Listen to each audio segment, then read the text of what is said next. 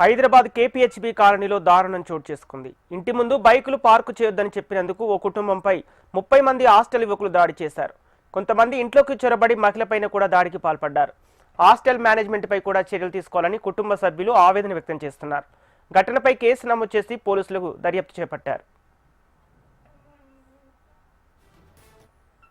Ladies ఉన్నారు, పిల్లలు ఉన్నారని కూడా మినిమం లేకుండా బిహేవ్ చేయడం, ఇన్ఫార్మ్ చేసినా సరే అట్లానే ఉండడం, డ్రింక్ చేసి బాటిల్స్ అవి పాడేయడం, అక్కడ కిట్ విండో దగ్గరేమో బెట్టింగ్ గేమ్స్ అవి ఆడడం, వల్గర్ మాట్లాడి గట్టి గట్టిగా మాట్లాడి మేము లోపల డోర్స్ వేసుకుని ఉన్నా సరే వినిపిస్తున్నాయి, అంత వల్గర్గా మాట్లాడుకున్నారు. మా వెళ్ళి కంప్లైంట్ చేస్తే మాకేం వినిపించలేదని సింపుల్గా చెప్పేస్తున్నారు వార్డెన్స్ కూడాను.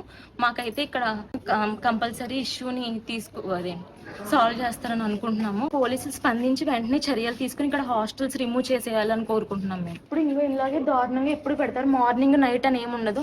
ఏమైనా మెడికల్ ఎమర్జెన్సీ అయినా, ఏం ఎమర్జెన్సీ అయినా, పిల్లలతో ఉన్నా సరే, ఏ ఎమర్జెన్సీ అయినా ఎవరు రెస్పాండ్ ఎవరు చెప్పినా సరే ఎప్పుడు ఇట్లానే ఉంటుంది. ఇది ఇక్కడే కాదు, కేపీహెచ్పీ మొత్తం మీద ఇష్యూగానే ఉంటుంది. వెంటనే దీనికి స్పందించాలి. ఏదైనా మెడికల్ ఎమర్జెన్సీ అయ్యి మా ప్రాణాల మీదకి వస్తే ఎవరిది రెస్పాన్సిబిలిటీ? సిగరెట్లు అయ్యి కాల్చడం, లేడీస్ ఉన్నారు, పిల్లలు